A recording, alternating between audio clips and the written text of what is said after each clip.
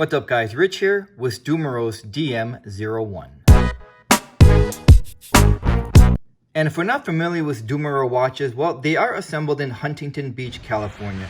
And a little background into its founder, Carlo Aiello. He has a background in architecture, and his design studio is the recipient of such awards as the Red Dot Award, the Good Design Award, the ICFF Studio Award, and some of his work can be found at the Chicago Anthea Museum of Architecture and the San Francisco Museum of Craft and Design.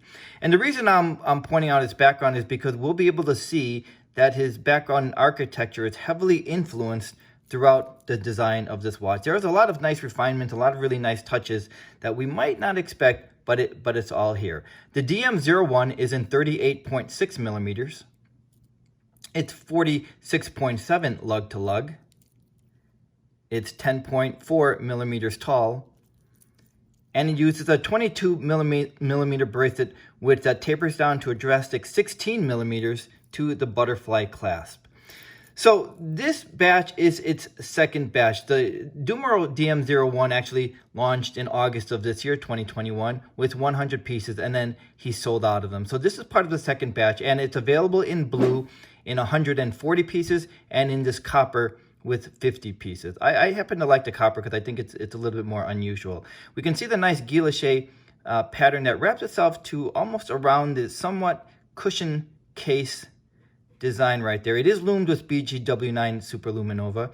It's not a true cushion case. I would say it's a hybrid between a barrel case and a cushion case, but it just really aesthetically quite attractive.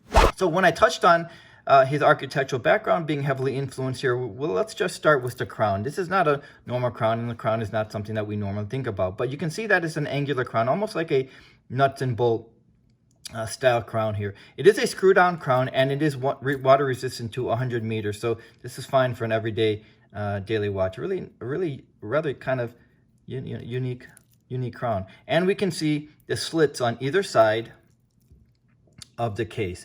But I think one of the biggest features and one of the nice refinements that I find in this DM01 has to be well, the polished finishing. Mostly it's in a brushed finishing, but we can see underneath that bezel, we can see the polished finishing, and then the polished finishing along the bevel right there that extends down to the edge of the bracelet. So it looks like it's manufactured as one instead of the watchmaker finding a bracelet that happens to fit. So it's a nice seamless integration with the polished finishing that wraps itself all around to the beveling along the side of the case and to the edge of the bracelet, and of course to the underneath of the bezel. So it comes together really nice. As I said, it's a really nice aesthetically watch. The finishing is quite nice. We can see the brushed vertical marks on there, and the bracelet is really silky. It has just this nice, really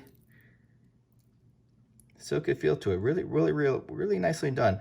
I'm going to reveal the price early on because I think it is a nice value watch. The retail price for the DM01 is $395. So I think that is quite attractive price for what we are getting. I am a fan, and I do support the solid case back because unlike a lot of new watchmakers, they seem to default to an open case back, and my preference is not to have an open case back unless it's a really great movement and really well decorated. So having a solid case back to me suggests that Carlo wants to appeal to the somewhat experienced watch collector with giving him a really affordable watch, and by showing his taste in having a solid case back. So just another touch like that.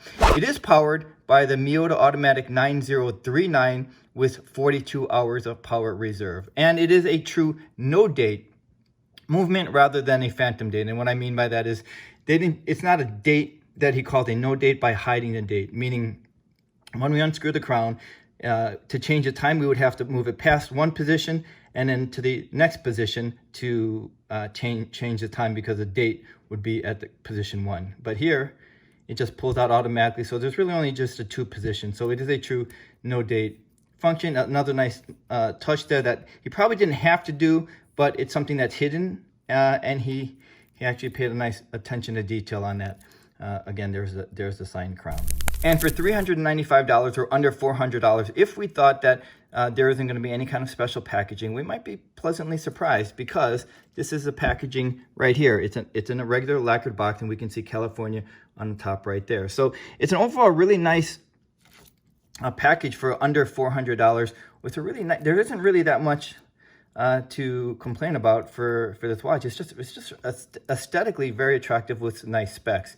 But if there is one area of feedback that I might provide, it's the branding, where it says Dumoreau under 12 o'clock and then automatic above 6 o'clock. It's in white, so it's a little harder to see against this copper background. It is easier to see against the blue background. So whether that's important to you is just worth noting. Obviously, that's not important for the branding to be seen on every watch. Just look at the Moser watches, and I'm a really big fan of Moser watches. So just something worth pointing out. But we can see the nice sunray pattern on this guilloche style copper dial here. So just overall really nice aesthetics with really great specs. So if we're looking for another chance to get our hands on the DM01, because the first batch was sold out and we like what we see here, especially for under $400, I think the DM01 is definitely worth a closer look.